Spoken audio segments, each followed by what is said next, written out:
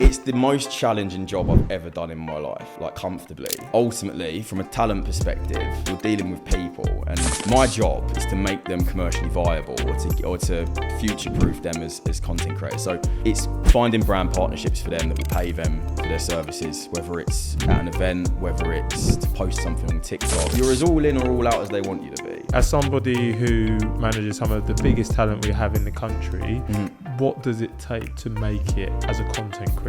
You need to very quickly... Behind every great content creator, there's a talent manager. Do you have what it takes to be a talent manager? If you think you do, you're going to want to listen to this episode, because today's guest, Hayden, talks to us about all things talent. From content creation to managing some of the country's leading talent, he talks about it all. And guys, you know what to do. If you're enjoying the podcast, make sure to like, subscribe, share, comment. It does wonders for the show. Now enjoy.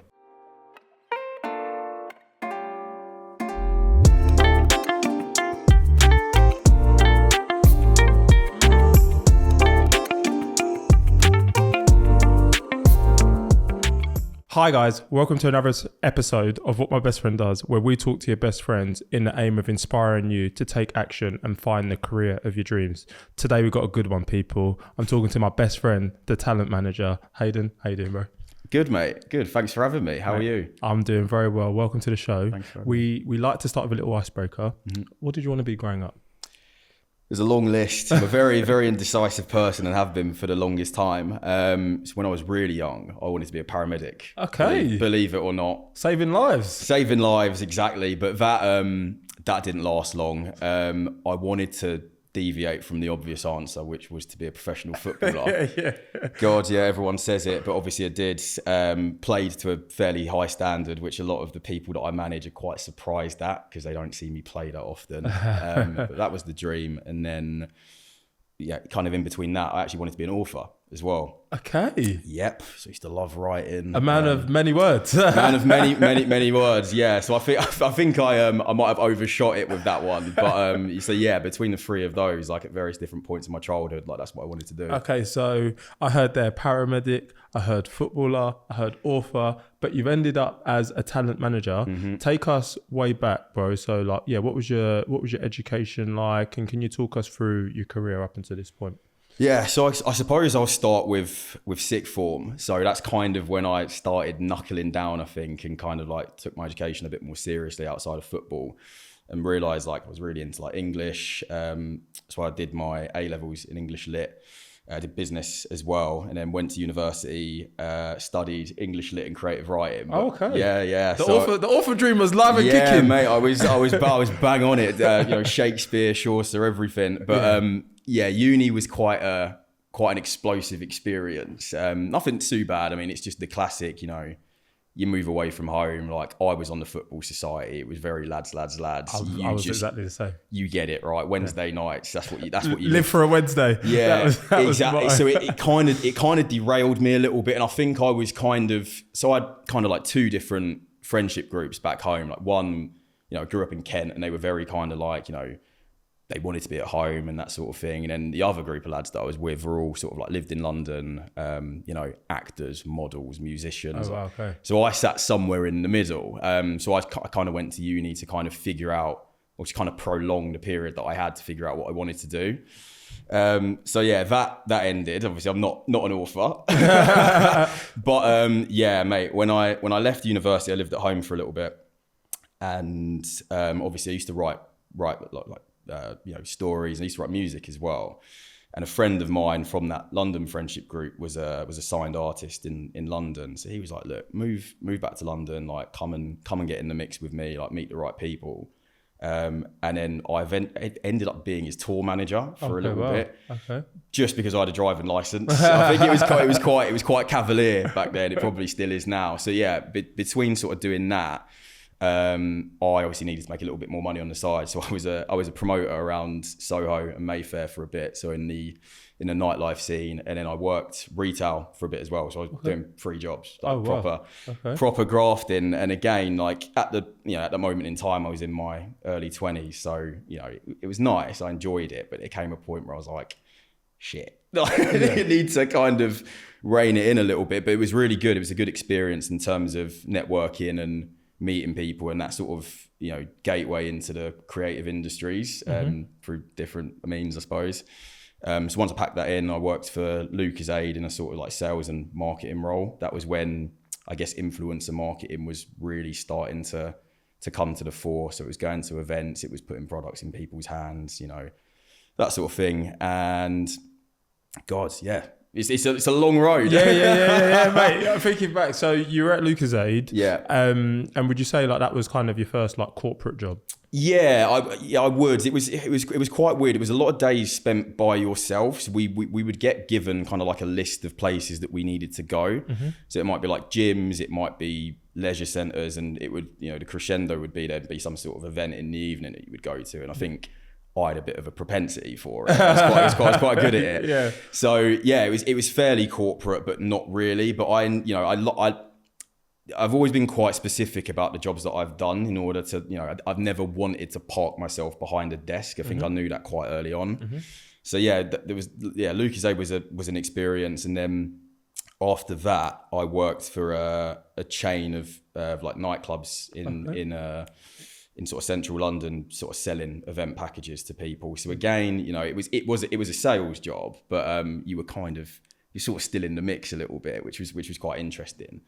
And I left there and then worked in a sort of like offshoot of what Soho House essentially was. So my job was to go into sort of London and surrounding areas and find people that just did cool stuff and go, right, look, we have an environment here for you to, create, connect with people, etc. So I just used to go out and just go to events, and it's interesting. I was listening to your podcast with my good friend Sammy, and he was talking about going to events solo. God, I used to do it every single day. And you did? Yeah, mate. And it used to stress me out, but you get so used to it and you become so accustomed to it. You've put the mask on. So as somebody who's done a lot of solo eventing, what would be your key piece of advice to somebody to help break the ice and network with somebody? It's cliche, just back yourself, like you might only get the opportunity to speak to a person in that room once, obviously like first impressions as well. So leave your ego at the door and leave your inhibitions at the door to an extent. And obviously watch how much you're drinking, because a lot of these places, they're free bars. So you have to have fun, but don't overcook it. Do you know what I mean? Yeah. I love that. So you were doing that. Apart from the events, were there any other way you were sourcing people for this offshoot? It was my first real experience with LinkedIn. So this was in end of 2018, start of 2019, which obviously is coming into like the other way around, 2019 coming into 2020, sorry. So it was an interesting time, obviously, of what was going on in the world, which I'll sort of get onto. But it was LinkedIn, obviously, as well. Like the place that I worked for was traditionally musicians, theatre, that sort of thing. So it was quite old school. So I wanted to try and change it. So my whole thing was to try and find people that were sort of, between the ages of 20 and 30 that had a little bit of expendable income, but like the price for a membership wasn't loads. Like you'd spend it on a round or two with the boys on a night out. Yeah. So, but I wanted to look into content creators. You could see that what they were doing, and obviously like they reached so many different audiences, and I just felt like that was what we needed to be doing. I was met with a little bit of resistance, but that's kind of where we were positioning it. And then we went into lockdown, didn't we? Yeah. And that's kind of when everything really sort of changed for me, I think. Yeah. Okay, so you mentioned there that everything changed. Let's dive into it. What happened? In the period of time that I was at the members club, I got very comfortable, because you're working there, you're going out there, and it supplements your personal life. So we went into lockdown, and I think we all kind of knew what was coming. So ultimately the club ended up closing. I think my last day was end of July in 2020. And we went into lockdown in March, and we got told that we were going into what's called a consultancy period in April, I think. So we had a sister club in LA. That whole thing got locked off overnight because the laws in America are different. They're crazy. So they were knackered. Yeah. They were knackered. So we had a bit of time, and so I was sort of thinking, I was like, crap, like what am I going to do? Like, realistically, I mean, how old was I at this point? Maybe like 27. I don't know. Time's distorted at the moment. Yeah. So I was like, whatever I do, like I've got to make it count. And I think even as cavalier as my 20s were, there was always a part of me that every job that I did gave me the sort of relevant experience to do what I'm doing now, even though I didn't necessarily know that's what I was going to end up doing. Yeah. So you were looking at it objectively going, right, what industries aren't absolutely on their knees at the moment? And obviously everyone's on their phones, everyone's on the computers. So, content creators, or, what was more commonly used then, influencers, were thriving. It had to be a little bit more creative. And obviously, brands, the sort of brands that are activating out of home had to figure out how to reach audiences that are all stuck at home. So I was like, okay, right, what am I good at? So I've identified that. I've obviously had the experience with you sort of like, meeting people and managing relationships. So I was like, and looking back to when I used to work in music and stuff, it was like, okay, let me look at managing content creators. So I was really I just dialed in on it and was like, this is what I'm going to do. And ultimately my CV was quite colourful, I think, back then. So to try and convince these agencies at a point where, a lot of the population are looking for a job, to get them to roll the dice on you was quite difficult. I mean, I could tell you stories. But please do tell us stories. But yeah, my question is, like, ultimately somebody did roll the dice on you. So what do you think it is, to your point of, sharing some stories that helped set you apart? So I think I learned a lot about myself in terms of like tenacity. So ultimately, like I was quite lucky in terms of the redundancy pay that I got at that time, because I didn't have a job from July till January the next year. Yeah. And I was getting stressed. So, but I'd identified a list of sort of like talent agencies. So I had pot one of, the gold standard of what I wanted. And then pot two was, businesses that are on the, not periphery of it, but were aligned with it, that could, okay, it might not be the thing, but it's going to help me get to the thing. Yeah. And then I had pot three, which was, don't be an idiot, and if you need a job, take the job. I love that. So just to dive in there before you continue, pot one, pot two, pot three, how is it you went about building those lists? Because I'm just thinking about the listener right now who potentially wants to get into potentially managing content creators. Maybe they don't even know where to start. To understand what kind of agencies are out there. Was it LinkedIn? What resources were you using? It's a combination. Like, I don't want to always default to LinkedIn, although like you cannot underestimate how good that is as a platform. And like the best way to utilize LinkedIn, especially in the first instance when you're trying to speak to someone, just don't try and sell them something. Just just chat to them like a normal person. Like, slide into the DMs.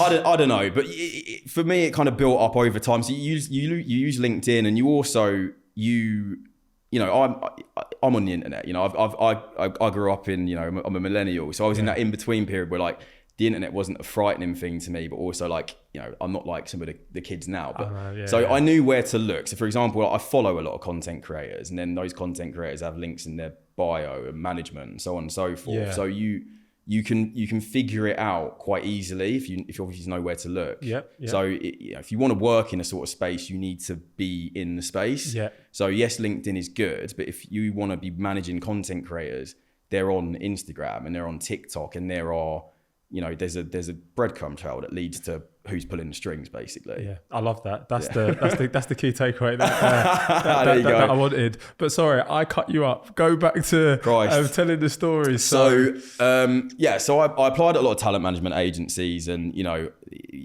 again, I think with my combined perceived lack of experience and just the job market being just battered, it was taking quite a lot of time, and I was getting, you've not got this experience or whatever. Do you know what? Like, it's there was a couple of instances with interviews that I did, and like, I either didn't get it or I went, I'm just going to turn it down because it will sort itself out. Yeah. So anyway, fast forward to the turning point. I applied for a role with a talent management agency, quite a very well respected one that's still doing very good things now, and the founder and I are still very good friends as a result of what happened. And it was a talent assistant role. So considering my position now, obviously I'm a talent manager, but I also am the head of the sports department at the agency that I work for. And this was, what was it? It's 4 years ago. So the founder sort of said to me, he's called me and said, I'm so curious as to like why you've applied for this role, because even though you haven't got the experience, it's so junior. And I was like, I don't want to come across as that I know better, but I was like, give me the job and I will show you why, and I'll get promoted very quickly. So I didn't get it. But ultimately, he said we hired internally. It's quite often the case. It's probably worth noting to the audience that people, before they will, obviously he did advertise the job, but they want to look within. People understand the company processes. They might already have relationships with the talent. So it does make sense. So on that, you mentioned the fact that there was a talent assist role. If somebody's trying to do internal mobility, what's another job where you could get your foot in the door into a company and then pivot to become a talent assistant?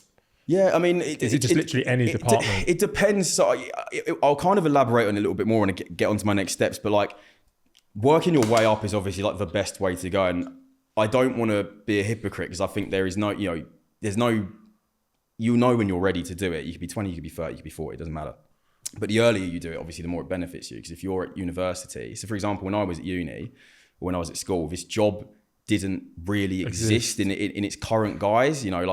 There are a lot of words for what I do. One other word is agent. So people think Jerry Maguire screaming down the phone. I think Ari Gold from Entourage. There you go. Yeah, exactly. Exactly. So there are connotations with it. But it wasn't there. Whereas if I was at school now, you can see it. It's why there's so many people becoming content creators now. It's easy access. Everyone's got a phone, for example. So, you think, if you're at school and you've got a phone, you're creating content, one of your boys is filming you, all of a sudden you've got your manager and you've got talent there already. You might not even know it yet. Yeah. So to answer your question, just obviously my issue is I had a ticking clock on me, and obviously those aren't really ideal conditions to be making a really big decision like that. And you would say the ticking clock is the fact that you're a little bit older and that you've lost. Not that I'm a little bit older, more the fact that we were in lockdown. I didn't have a job and I was running out of money. Okay. Sorry, I just wanted to be clear on that. But getting old is not. I'm 31 now, and you'd think so by this point, but I'm comfortable in the best position in my career that I've been. In terms of financially and reputationally, and just in terms of how I feel. But that's been quite a long process. And probably, I know we spoke before, you sort of mentioned you must have had a different route into it than maybe Sammy did. My route's been unconventional. Yeah. Obviously, so I didn't get the role, but I then applied for a job at a influencer marketing agency. So an influencer marketing agency is an agency that basically is contracted by brands to then reach out to the influencers or content creators and say, we have a campaign, you've got to do this, it's for this product, etc., and then they will manage that campaign. So that was my adjacent step. Yeah. And the agency was an agency called Scene Connects, and they were very, very good for my career. My old boss is a woman called Sedge Beswick, who I did the Madfest panel with. Shout out Sedge. Never met you, but get pleasure to meet you. I applied and interviewed for a new, basically business development role within the business. So it was to go out to brands and basically say, this is what we do. If you give us your budget, we'll deal with it. So it wasn't really what I wanted to be doing. But again, a foot in the door. You look at it and go, I'm going to be in a good agency. They work with good brands. They work with good talent, and I'm seeing the commercial side of it. So I understand what people's buying signs are, when they buy, what sort of content creators they go for, what is getting negotiated. So I've kind of got that in my back pocket. So it's kind of not lucky, but it's a good role for exposure and understanding. It was great. And the Danny, the guy from the other agency, he coached me how to succeed in that interview.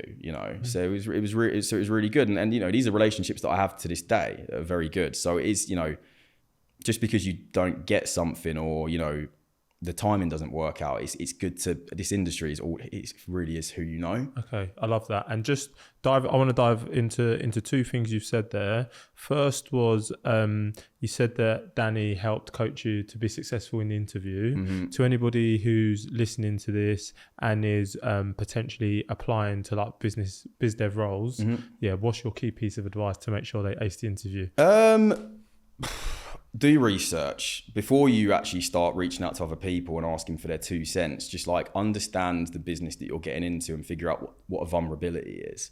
So mine was I always led with sport. You know, I understand it. And the business that I was going into was a very sort of fashion-led agency. Worked with, you know, eBay, several other sort of brands in and around that space. So sport was something that was lacking. So obviously there's a lot of money in it. So figure out where they're not struggling, but where they might need value. Yep. And also identify, just you're in this weird in-between bit where you are, it's not corporate, but like a business development role, like you are judged on the numbers, right? Yeah. But then also be a bit creative, because they will ask you things like, how are you going to cut through the mess? Because if you're, you know, head of business development or whatever it is, and you're reaching out to Joe Bloggs, who works for Nike, as a marketing director, do you think I used to do biz dev. Half the time they've got a gatekeeper and they don't even let you get through. slapped down. Yeah. And so you have to be creative. Yeah. I used to turn up to people's offices. This was way back. I mean, a bit of a faux pas now, but also, you know, just you have to. You can't, like I said, your people's first experience of you seldom is successful when you're immediately trying to sell them something. Yep. And it's hard because it's easy for me to say now, I've got a fairly decent presence on LinkedIn and social media, and I've obviously got my name out there a little bit. So people, I find it a bit easier now. But everybody starts from somewhere. You have to. So I think even for the interview, I'd written an article that I published on LinkedIn about how, I think it was like heritage brands in football can work with content creators. So I was like, I've written this, and you know, in my outreach, I might include it or something like that. Or it's it's another touch point for people that I've added. Might be, oh, this guy, he knows his stuff. He hasn't just gone, you know, and written an email and copied and pasted it, because you've got to be. I mean, it's a hard one to balance, you know, when you've got the whip being cracked on you and you obviously want to make money, but you know, people aren't stupid. I get emails now, I look at it and if I can tell it's a copy and paste job, it's going in the bin. 100%, 100%. So you did the biz dev role. Talk us through where we go next. So how long do you do that? And then, how do you start transitioning? The thing is, so at Connects, I was there from January 2021 till August, so it wasn't long, but like, I'm still very friendly with a lot of people.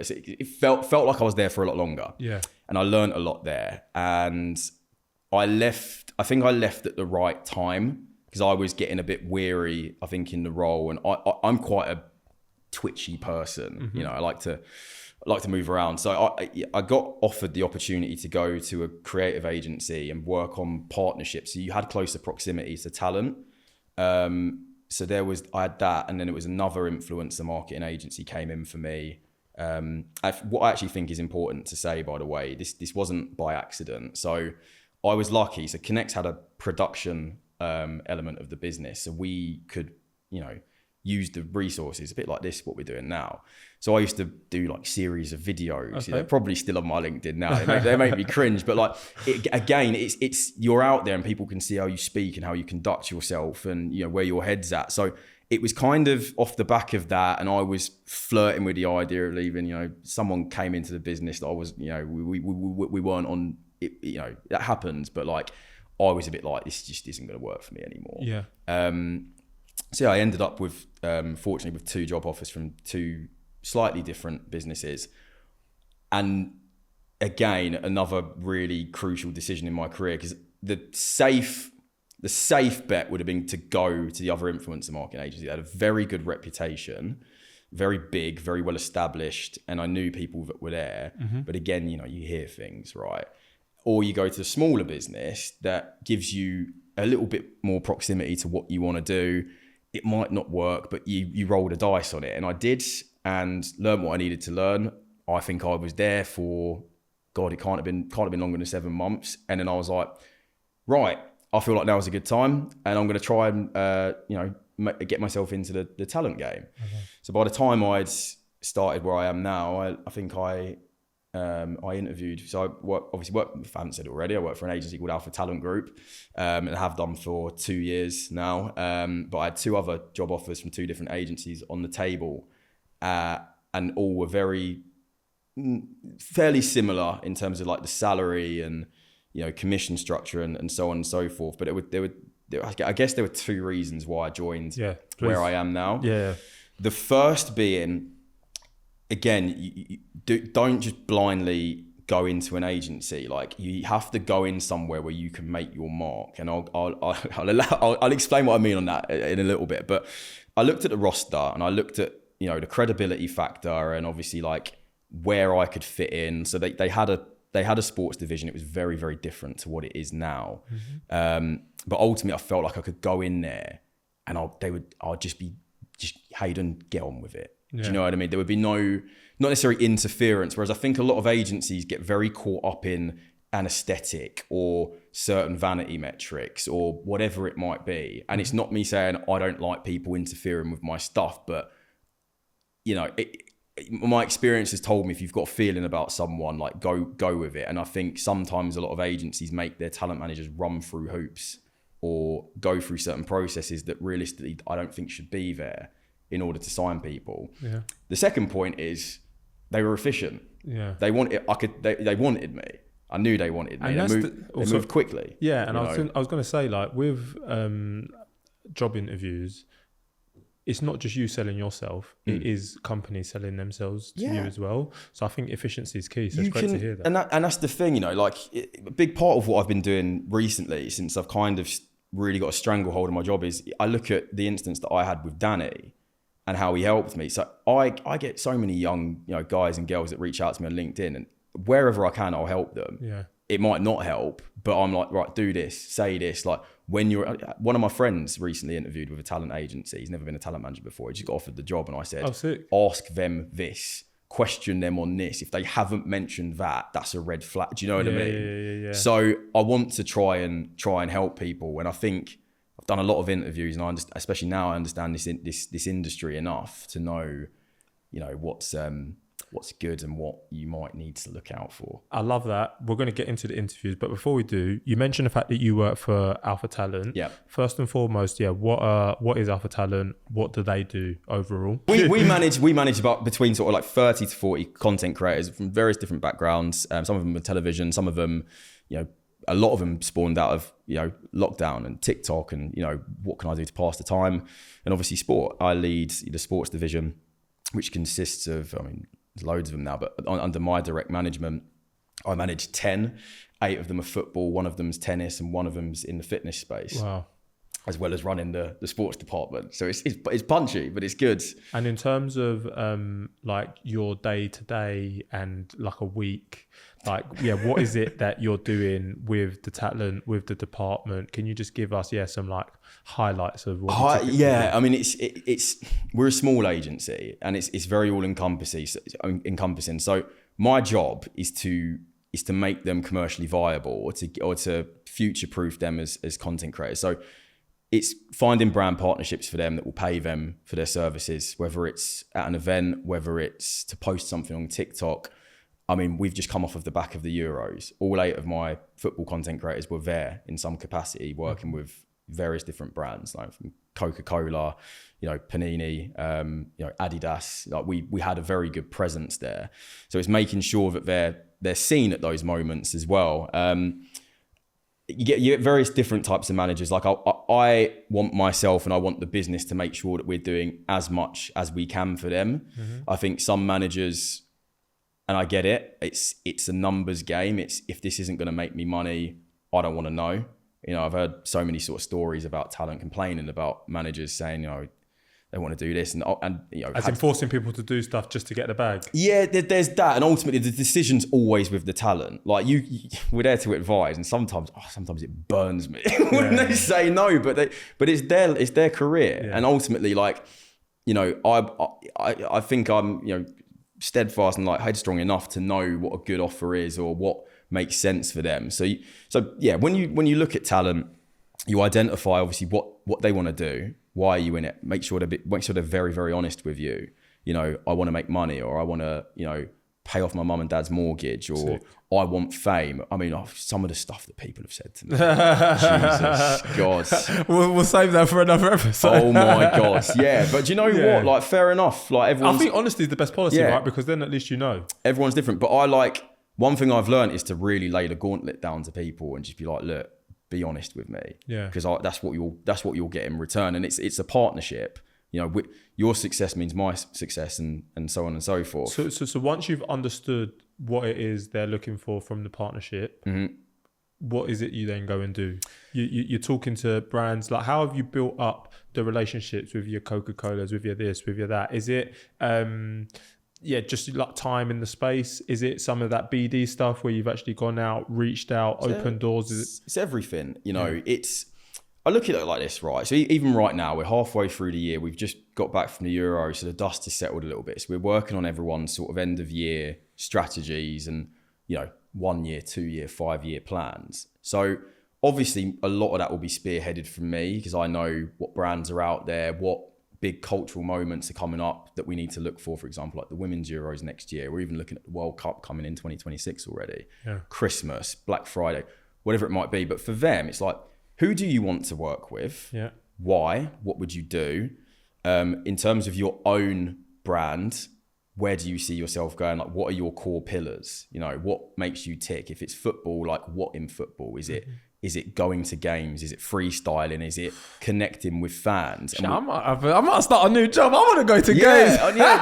But so we can build, because ultimately, like you asked me earlier, right? What did you want to be when you grow up? No, stop me if you think I'm wrong. No one grew up and said, I want to work with a brand. Yeah. You want to be the brand. Yep. It's a means to an end, and it's a very good means to an end. And there's some really, really good brands out there that we align ourselves with and that really understand the synergy between, you know, the creator, the brand and their audience. I think there's still quite a lot left to be desired about it. Mm-hmm. So I challenge all of my guys. I'm like, I'm going to do this. This is what I'm going to do on a day-to-day basis. I might go to meetings. I might email. I might use your statistics or your current portfolio of content to pitch you. And I'm going to need something in return. Because I'm not like, neither of us need to be sitting idly. So if you want to work with, let's say it's Coca-Cola, and if you've turned around and gone, listen, Gaffer, like, we've been trying to get Coca-Cola for 2 months and it's not happened. I'm like, well, why aren't you following them on Instagram? Yeah. You know, what, like, you have to do, I always say it's fine margins. And I know they hate me for saying it all the time, but it's account management. Mm-hmm. You know, I'm going to do this, you do that, engage with their stuff, go to that event. Yeah, they might not pay you for it in the first instance, but let's get in amongst it. And obviously it's my job with a brand when it's a free thing, whether it's gifting or an event or over the Euros, a quite tricky one to navigate is tickets, because you I wouldn't want to stand in the way of someone to get a ticket to the Euros, for God's sake. Yeah. But you lose a bit of your leverage every time it happens. Yeah, of course. So you have to be strategic. So my question, obviously, to brands in those instances is, what's the purpose of this? You know, is it a vanity thing? Are you just trying to fill a room with cool people? Or are you trying to build? Is there an end goal? Yeah. And you know, sometimes they'll bullshit you, or like they just won't be honest with you. But sometimes they'll be like, look, this is what we're doing. We're trying to build it out. Like, I'm sure you can understand, especially with challenger brands or brands that are very sort of just new to the industry.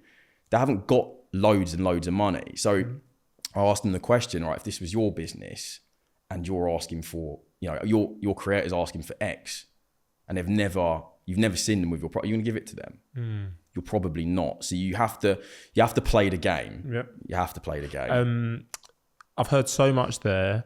I think where I want to go with it next is, you've spoken about all the things you do for talent. Mm-hmm. To anybody who's looking at this and is thinking, you know what, I want to become a content creator. Yeah. I think like it's the hottest job, right? Yeah. And anyone, like you said, can do it because everyone has access to a phone. Mm-hmm. Like, as somebody who manages some of the biggest talent we have in the country, what does it take to make it as a content creator? You need to very quickly ignore what you think people might think of you. Because if you are exposing yourself to, the first people you're exposing yourself to might be the 100 or 1,000 people that follow you, that you went to school with or that you worked with, that are going to go, what's Hayden doing? What business has he got interviewing people outside of football stadiums? And then, and especially in sport and in football, with how tribal it is. I mean, obviously part of my job is to engage with my talents stuff, you know, if you put on a comment, oh, I think Messi's better than Ronaldo, you're going to get battered for it. Yeah. So you have to have thick skin. You have to.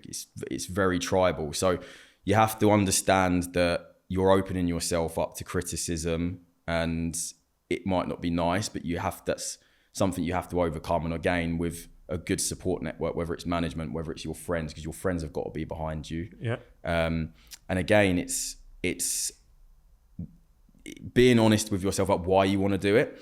So if you are looking at, you're looking at like the Sidemen, or if you're looking at like Chunks, or if you're looking at someone like Els the Witch, like very successful people on YouTube, like YouTube's the platform that I consumed. Like, Christ, there was a period where I even thought about it. It's not for me, but you go, well, why have they done it? Or like, what do I want? If you just want to be famous, like, cool, be honest with yourself. If you see it as a business, treat it like a business.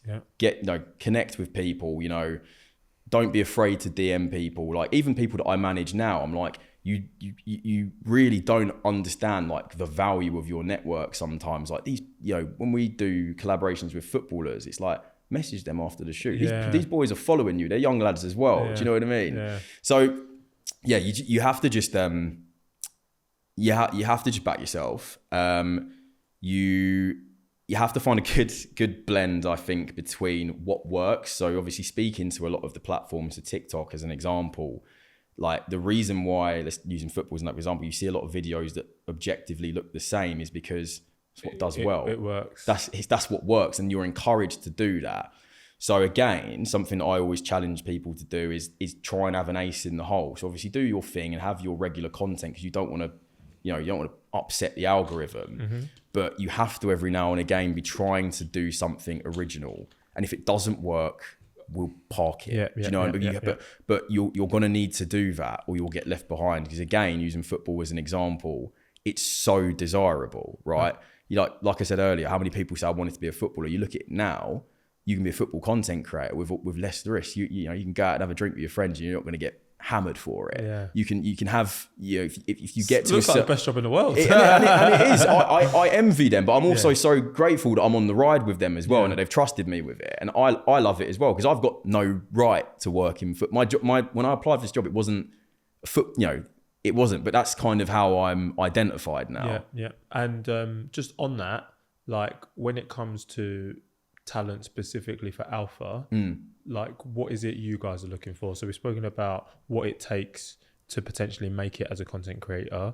When you guys are looking to sign someone, what are the key things you're looking out for to go, oh, you know what, they could do with a little Hayden. Yeah, it's again, as a small business, we've taken some time, I think, to align on it. And I think the nature of the business as well is when you have, you've got your business and then you've got your managers, they're an extension of it, but everyone's so different. And I think there was a period of time where perhaps we might have been doing things quite differently, but ultimately, like what we all agree on is that we want to work with people that are just, they're consistent and they're out there doing stuff. Like you don't want to, I've had instances in the past where I've made mistakes and perhaps signing people that just weren't putting the yards in. And again, like you're going to get questions from them at the end of the month if they haven't made money, and you're going, you're not doing anything. Yeah. Like you have to, It's a two-way thing, right? It is a two-way thing. The reason I say that is because, so I had a founder of a creative agency of like actors and stuff. And he said, the biggest misconception is that people, they get signed and they just expect the agency they think you're a genie. To do everything for you without doing any work. And he goes, no, you put in as much as... You have to.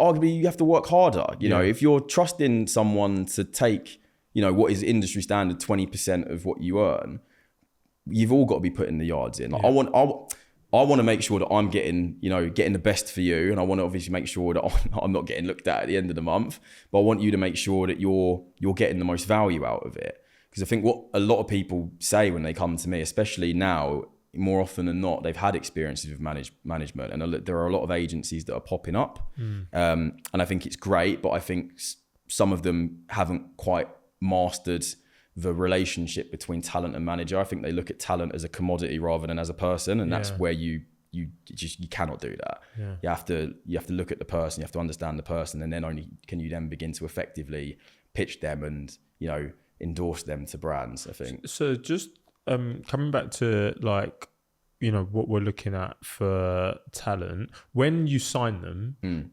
like I'm just thinking, yeah, like they go to games, they create content. Are you also providing them with editors and this resource and that resource? Or is it we get you your 80%, we keep 20, and then with their 80, you pay for your editors, you pay for this, you pay for that? How is it you help them produce their honestly, content? it's case by case. So like some of them, the sort of content they do is contingent on having an editor that they might have hired or that we might have sourced for them. And ultimately, we're in a very good position where we have a really good network of editors, videographers, you know, you name it, sort of thing. Even people to, you know, accountants and everything. Like that's the thing. We want to make sure that we're providing the whole service to you, not just saying, "Here's a job. Do you want to do the job?" Like we're managing them. We want this to be long term. And then, you know, some of them are a little bit more lo-fi. It's just, you know, I'm going to take my phone, I'm going to vlog, and I'm going to go to a game. Cool. But it's just outlining what you need. And again, it's our job to communicate that to a brand. And it's the most important thing for us is to make sure that we're interpreting a brief adequately and that the brand has understood what they've actually asked for. Because I've seen some terrible briefs and you flag it and you go, I don't think you thought about this. And they go, no, it's fine. And you do it and they go, well, why doesn't it look like this? And it's like, well, that could have used a videographer, or that could, you know, or, you know, oh, we wanted, you know, one of your guys to do this particular skill and then do this. And it's like, do you know how hard that is? Like, do you know how difficult that is to do? You can't just, so yeah. It sounds like there's a lot that goes on. So just coming back into that and like dealing with briefs, so, like, are you, I suppose, there throughout the whole journey with the creators that you work with, and you literally almost... You do everything, mate. Do everything. Yeah, okay. So obviously, like, so yeah, going back to the point, like my day-to-day, or as close as I can give you to a day-to-day, because that changes all the time, is we're pitching, you're going to meetings, and then obviously if let's say you're my content creator and a brief comes in for you, I've gone out and successfully managed to, you know, procure a brief.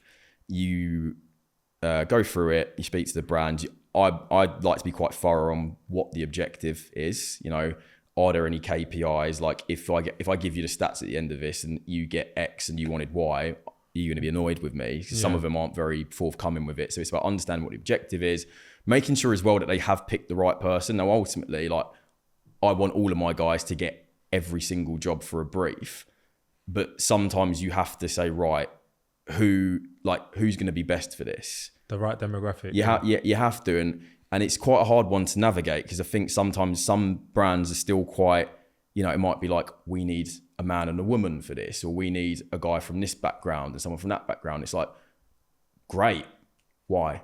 Like, you know, tell me why, so it's a really hard one to navigate. So there's a lot of kind of like, I have kind of like a bit of a criteria before we work with people. I also like to meet people, especially if it's the first time that we've worked with them, just to ensure that we're on the same page. And like, you know, you just want to, it's a personal job. Let's have a chat. You know what I mean? When you're working with brands, who is it you're typically working with from the brand side? Is it like brand partnerships, sponsorships? I would say more often than not with what we do, it's typically an agency. So if you take like an agency that I used to work for, like Scene Connects, they would approach you or you would approach them, and they might work with X amount of brands. So an agency might work with 2 brands, they might work with 10 brands. So they're actually usually your best bet in terms of just scope. Because if you do a good job with one brand, they might go, oh, let's rebook for this other one that's in a completely different vertical. Yeah. But yeah, so in those instances, you'll deal with, you know, account managers, account execs, account directors, brands direct. The job titles might differ. It might be like marketing manager. It might be communications, PR as well. Like it's such a broad spectrum of people. Mm-hmm. You do it for long enough, you kind of realize you can kind of pick out who you should speak to, but it varies. But it sounds like there's a lot to do with every bit of talent. You've mentioned the fact that you manage 10. Mm-hmm. Like, for anybody who's listening to this, like understanding workloads, how many pieces of talent typically would you manage, or does it vary based on like size of the talent scope? I think it varies. I mean, like, I'm quite lucky in a sense that like I have a team that kind of help me with everything. I'm the main point of contact with all of my talent, and have been, you know, throughout the sort of whole duration of their journey. And I think it's important I maintain that with them. I know them. Like, I try and try and get to know as much about how they operate as much as possible. Tends punchy, I'm not going to lie, but you can make it work. And I think where we have it consolidated within sport, a lot of people have identified me and the business as that. And it's not to say that because of that you can take your foot off the pedal, but it's like what I was saying earlier, when you are new as a talent manager and you're trying to do 6 or 7 different things or 6 or 7 different verticals, if people go, Hayden's the sport guy, it does make your life a lot easier. And you can be efficient. And I'm telling you, like when I really honed in on that and when I really started to notice it, earlier this year, I was like, wow, this is a completely different ball game now. So it makes your life so much easier. But the challenges, I mean, yeah. So going back to your point, like you'll deal with the briefs, you'll deal with the contracts, the negotiations, the managing the campaign, even, getting the stats, going to the events. I've had to sub in for some of them and help them create their video. Yeah, you do that's what we do. Yeah. You do all sorts. You're as all in or all out as they want you to be. Yeah. And like with everything that you do, like there must be some challenging talent, right? Or some challenging brands. Can you talk through like a challenge that you've overcome? Without naming anyone. Oh my God. Yeah. I mean, yes, it's the most challenging job I've ever done in my life, like comfortably. And ultimately, from a talent perspective, you're dealing with people and people's mood can change on a daily basis.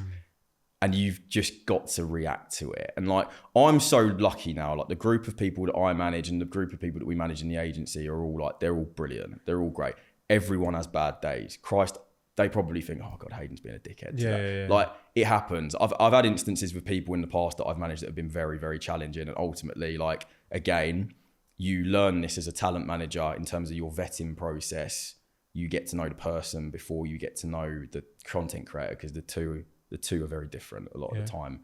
So I don't tend to have many issues anymore, but I've had problems and when you've had problems, like obviously there are going to be content creators and like you said, you've got a number on your head, you've got to bring it. Has there ever been a situation where you're like, you know what, the juice isn't worth the squeeze? Yeah. Thank you very much. We know I'm going to work. I've managed people that have made very, very good money, and I could have just, irrespective of not problems that we were having, but you can kind of see the attitude is just not really there. And eventually it's not just going to blow up in their face, it's going to blow up in mine, it's going to blow up in the business. And it's hard when I take quite a no BS sort of approach to it. Like if it might not be working for you either, but like if it's not working, if I think the character isn't there, I'm not doing it. I don't want to do it. And it's hard. It's really difficult to do that. And just like, talking about like breaking relationships, when you sign talent, like, is it like year-long contracts, 2-year-long contracts? Is it kind of ad hoc? How does it typically work? Every agency is different. So our agency, for example, we have sort of like a 3-month introductory period. It's a good amount of time for them to get to know us to get to know them, us to pitch them and get their name out there. And if we're by the end of that happy and they're happy, we roll with it for a year. But it's almost like if you wanted to leave a job, you give a notice period or so on and so forth. But then some agencies will lock people in for, I've seen it for 2-3 years. It's insane. And in my opinion, because why, like if someone wants to leave, why would you keep them there? Yeah, it's mad. It just gets so messy. That sounds like P Diddy, man. Yes. I'm just hearing some P Diddy. So it's just, but like, you obviously, listen, we all want to do a good job. So like, I like to think, let's have fun. Let's make sure we're doing right. Let's see where we're at. And it's working for us. Like I don't want to, and I know the business doesn't want to tie people into long-term contracts. Yeah. If we're doing what we're supposed to be doing, which is going above and beyond anyway, then more often than not, they'll want to stay. But going back, the more challenging part of the job is not necessarily with talent. Obviously, going to that point, like I was explaining it to someone the other day, when you manage a lot of people, it's always like playing a game of like whack-a-mole. You deal with a problem and then another one. But it's a lot of, the agencies and the brands we work with, like they're so important to us, but our industry is so desirable to work in And I think the turnover in staff at a lot of agencies is quite high, because some people might want to, they might look at it as an easy job. They might go, I get to work with celebrities, or I get to do this. But if there's a lot of difficult stuff to do. And you can tell sometimes when you're dealing with people and you're like, I don't think you really have a grasp on what you're doing. Yeah, exactly. And it's really jarring. And I think you get to a point in your career where, like, for example, when I was maybe a bit younger, I would just go, all right, fine. Whereas now it's a bit like, come on, I need more from you. Like you've got a job to do, I've got a job to do. Let's find a way to make this happen, sort of thing. So that can be quite challenging. You mentioned, like, just a while back that, like, you have the 3-month introductory where you put, talent out there. Do you guys only work with established people? Like, what is the smallest sized following that requires an alpha talent? So this is like what I was saying earlier. Like, there are agencies that will possibly only work with people that have X amount of followers or whatever, and I understand that, because obviously for us we have to look at the numbers. Like, you have to, like, what are your average views? Like, what's your engagement rate? So on and so forth. But what I'm really grateful of is I love working with emerging talent. Like, that was kind of what I wanted to do. And we work with a myriad of people that are very well established, people like Tommy, to people like Nancy, who I manage. Still very well established, but in terms of the vanity metrics, I think Tommy's got 5.3 million followers, and Nancy on her main platform has got around sort of 25,000. Yeah. So, but that 25,000 people are there for women's sport, and they love it, and they are tuning in for it on a daily basis, and there is value in that. So it's a very engaged 25,000. It's engaged, whereas in some instances you might get someone that's possibly gone on a show, or might have really heavily pivoted their content, and their audience was built. Let's say you have been on a dating show and you're an objectively attractive man. 70-80% of your audience are 18 to 25-year-old women, and then you come off and go, I want to work with Hugo Boss. You go, no. I'm afraid that's quite difficult. So you have to get stuck into that. And it's an interesting one to navigate. How do you change the demographics in your analytics? And the reason I say that is because I've been looking at my analytics. Tell me, recently, and I was on TikTok, and I was like, it's like 92% male. I'm like, whoa, I didn't know that. The man I'm like, well, I'm like, the man them need work. It's like, what, man them got to put food on the table. I'm like, I didn't know. Like, is there stuff that you can do to, like, switch it, or is it like the algorithm serves who it serves? Yeah, I've trying to second guess the algorithm is a nightmare. It ebbs and it flows and it changes all the time. It depends on what you want. If you are trying to reach, more women or more men, you might try and look at what is topical for people of a certain gender or of a certain age at the time.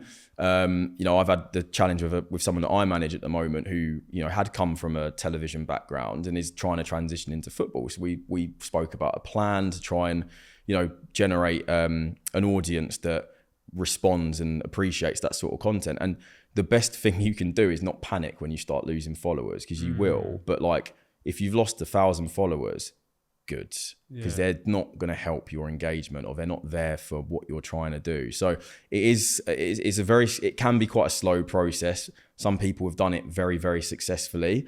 It's hard because it's like anything. You want quick validation. You want that dopamine hit.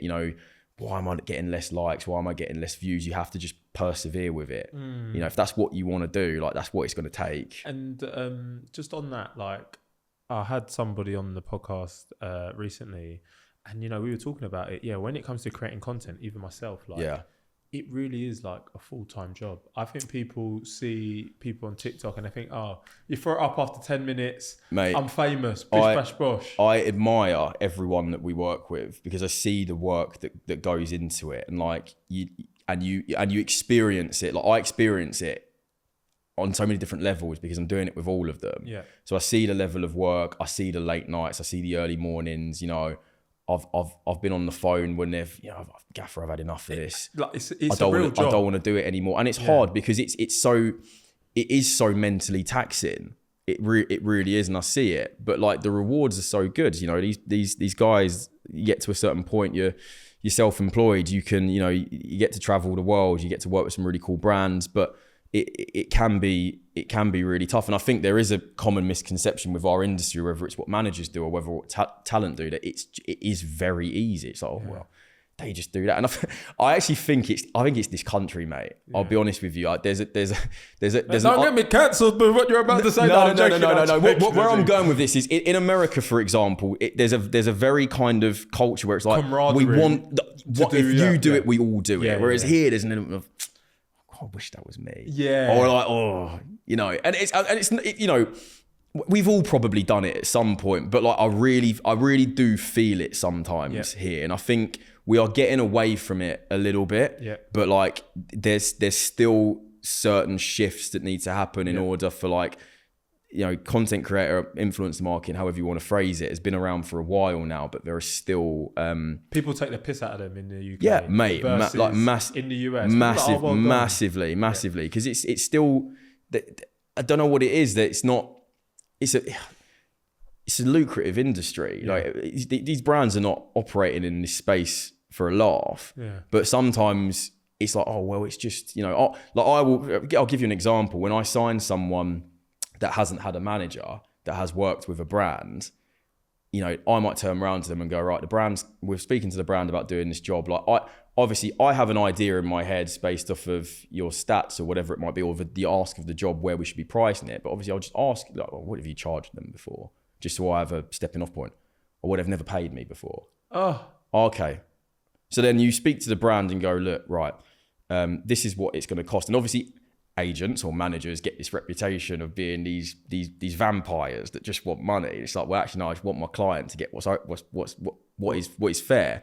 And I've had arguments with people. We're like, well, Hayden, I can't believe it. We've never paid them before. And it's like, oh, Leo, we work with them very early on, so we would expect them to just do it for free. It's like if you hired an intern at a university and then you said, look, we're going to give you a full-time job, you can give them a salary. Yeah. Do you know what I mean? So it happens a lot where I think, you know, sometimes the relationship can get abused a little bit. So, and on that, like, to talent who, maybe they've sourced some deals, but like you said, they're free. How do you help them break away from, free to actually earning some income? Or what would your advice be, I suppose? My advice would be, don't be afraid to ask the question. Like, this is even for creators that aren't managed.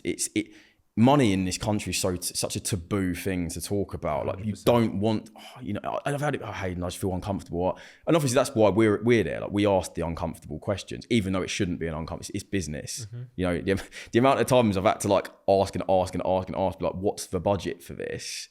And it's like this guessing game. It's really weird. But my advice would just be, if you want to transition from something that's, you know, unpaid to paid, come with a bit of a strategy. So I've had it so many times with some of the most successful and arguably the most fun campaigns and ambassadorships that I've worked on, and where we have done stuff for free.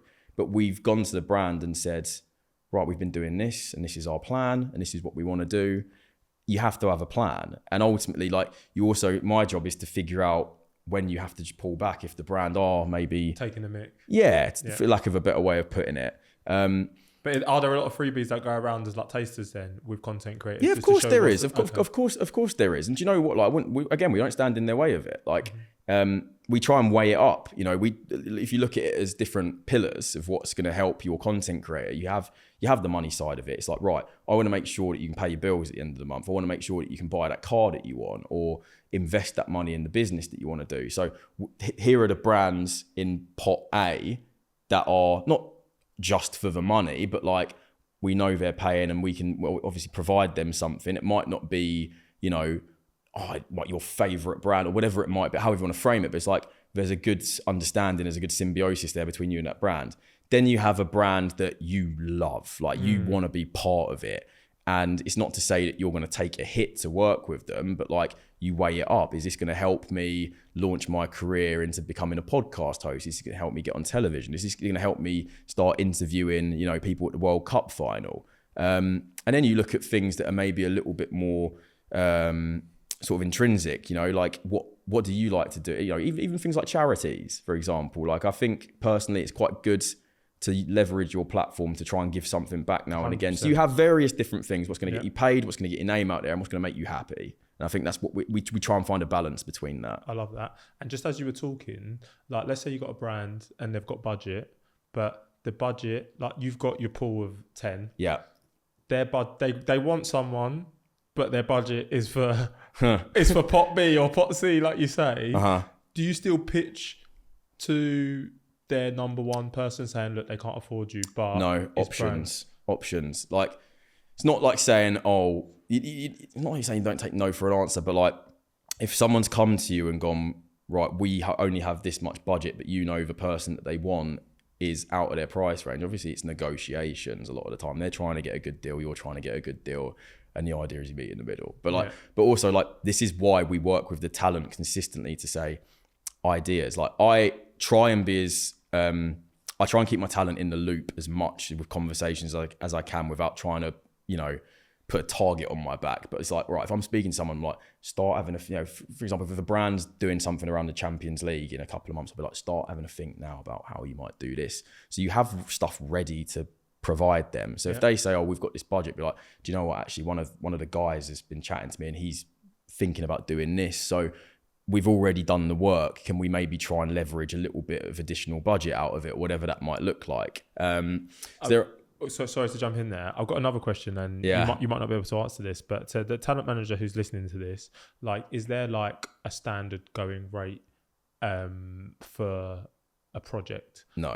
Okay. No. In a word, there isn't, because everything's different. And is it priced at like you say, KPIs? So is it like eyeballs? If we get this many views, you get paid. Yeah, this I mean, much, ones like that are quite techie, but like, if you're looking at it as, you know, the more common briefs that I get, a brand might come to you and say, right, Hayden, I want a football content creator for this brief. I want them to create 2 TikToks, 3 Instagram story frames. It's a month exclusivity from competitors. So let's just say it's Nike and you can't work with Adidas or New Balance or Puma within that period of time. Yeah. Cool. They might be putting paid spend behind it. So you need to know what that paid spend is so that you can then calculate how much of a percentage to essentially put onto it, because they're going to be, you know, mass broadcasting that asset to people. So those are just a few things that you'd be negotiating. There's all kinds of things, you know, event attendances for events. You know, obviously the price that one talent might typically charge for a TikTok might be very different to what they would charge for a long form video on YouTube, because there's a lot more production value that goes into it. Yeah. So there isn't a one size fits all to how you price people, and it's something that you have to remain agile on with your creators. You have to have that conversation with them.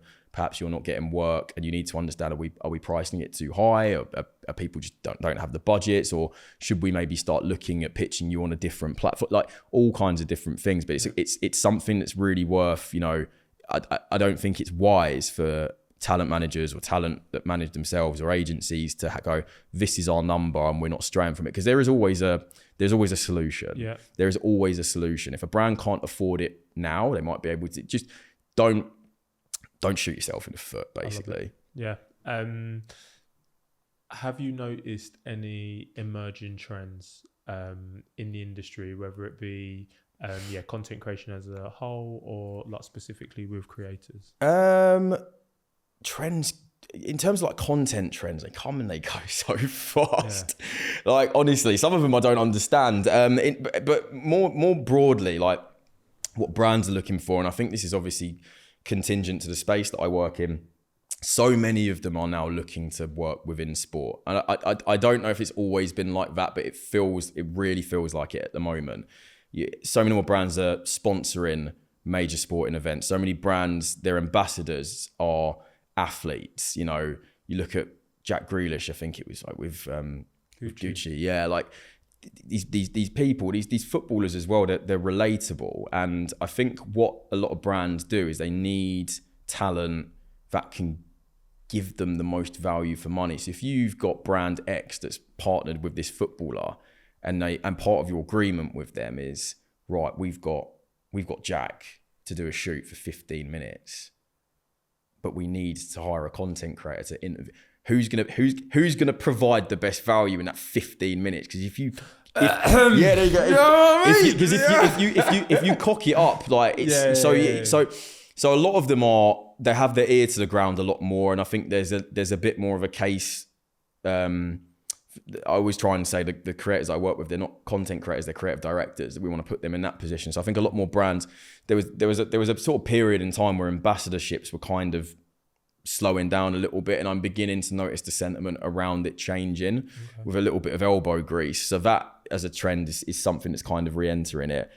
And then you mentioned the fact that everyone, misconception is that people think like it's easy. Mm-hmm. Are there any other misconceptions about the industry that come to mind?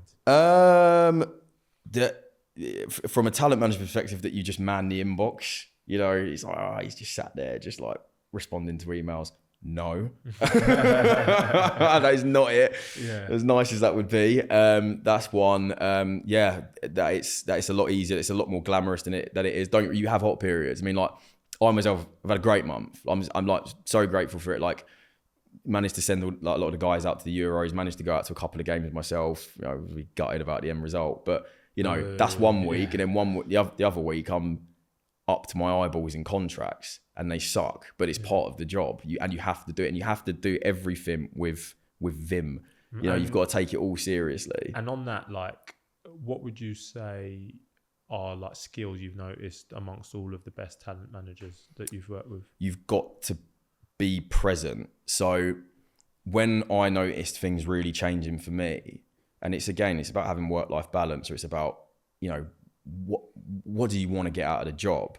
So for me, when talent get invited to events, it might be a game, it might be a gifting suite, whatever, like go with them, go there, because not only are they going, Hayden's come with like fair, like and you're building that relationship, you let them crack on, you speak to the brand, you tag team it, but also there are other creators there. There are 2 lads that I signed, right? So it was in January, through TikTok, we were invited to do like a media day with Burnley. And at the time I had sunny Burnley. Yeah, Burnley. Yeah, God, that was a drop. And again, this is what I mean. So this wasn't paid. Yeah. So this was to get everyone up to Burnley. So I drove everyone to Burnley. Yeah. And left at 5 a.m. in the morning, because I was like, this is important that we do this, because of the 4 of us football creators that are going there. It's the first time they had the opportunity to create together in the time that I'd had them, and I was like, that's important for people to see that. So we went. Charlie and Mikey, who I now manage, were there. The Augie boys, like brilliant content creators, obviously, like they amplify what we do so well. I mean, like everyone I work with is amazing. And Charlie and Mikey were there, and they were with another agency. But all of a sudden it's a bit like, you manage these guys, do you? And Charlie and Mikey with us now. Yeah. So you have to be present. People see you, and they respect what you're doing. So I say you have to be present. You've got to figure out what sort of manager you are. Are you going to be a money man, which is great, or are you going to be a man manager? Like, you're going to get into the nitty gritty, you're going to put your arm around them sort of thing, or are you going to be somewhere in between? You kind of have to sit in a pot, I think. I love that. And like, to the listener who, they've listened to this podcast, they've heard about the industry, like, if there was an immediate action they could take after this to, try and start forging a pathway into this industry, like, what would you say should be that immediate for people action? That want to be talent managers? Yeah. So I've had this conversation with people that I've loosely sort of mentored through LinkedIn, and just said, look, what do you like? Like, what do you enjoy? If it's sport or if it's fashion, identify those businesses and just, I mean, again, it's trivial, but connect with those people, study them, like, figure out as well, like make the job for yourself. If you can see a vulnerability within that business, message them and be like, oh, have you seen this content creator? I think they're quite good. Like, might be worth a punt. I get it from people sometimes, and I really appreciate some people DM me going, have you had a look at this lad? Yeah. Or something like that. So Is that events, obviously going to events is great. It's chicken and egg thing. It's obviously easier to go to a lot of events when you're in it.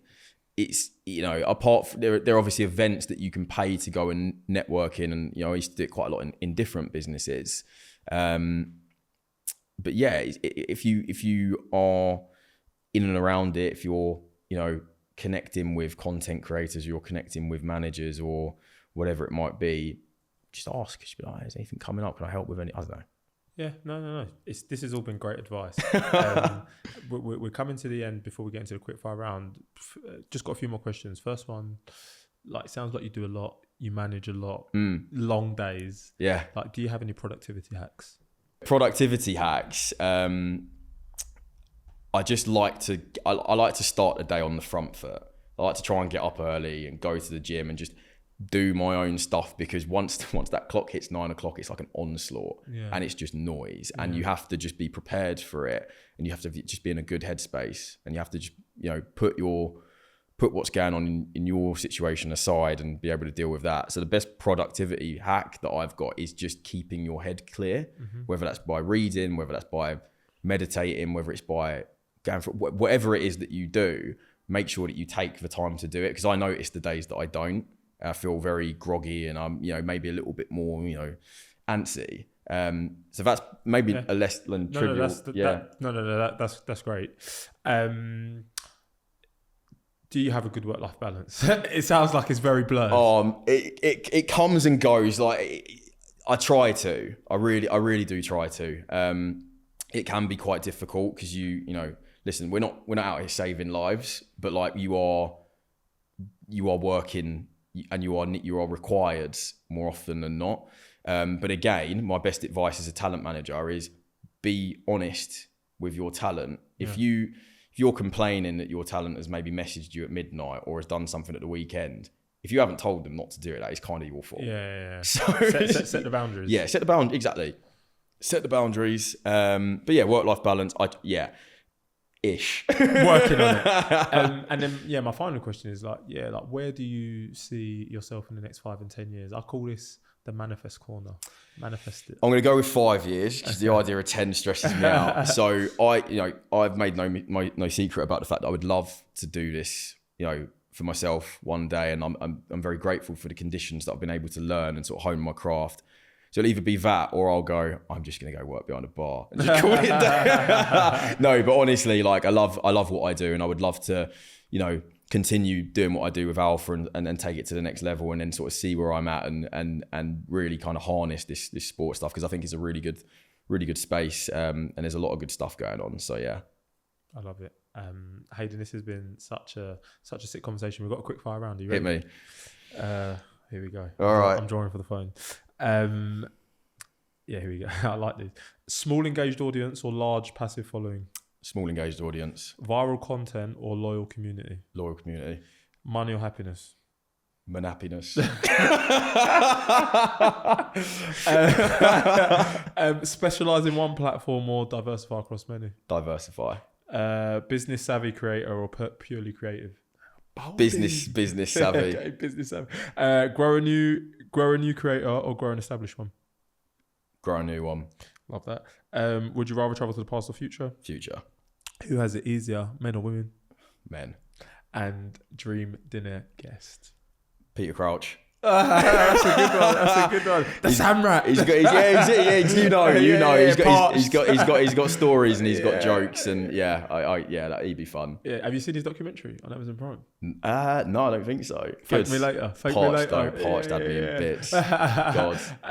Hayden, this has been such a great and insightful conversation. We do have a closing tradition on this podcast. Yes. Knowing everything you know now and with everything that you've been through, what advice would you give your younger self, and would you still be doing the same thing?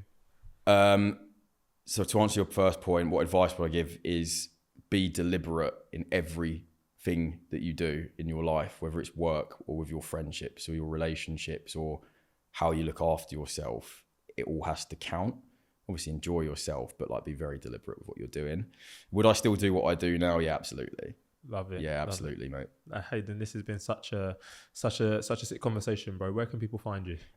So yes, professionally, you can find me on LinkedIn. I'm also quite, I use my Instagram quite a lot to kind of showcase what I'm doing and what the business is doing. So yeah, Hayden CC on Instagram as well. But yeah, those are two, LinkedIn and Instagram. Sick. And guys, if you've made it to this point in the podcast, thank you so much. You know what to do. Make sure to like, comment, share, do the thing. Look, we've had talent managers. We're going to get the talent on. We're interviewing everybody, guys. So just make sure you let us know who you want next. This has been another episode of What My Best Friend Does. If you didn't know, now you know. Over and out.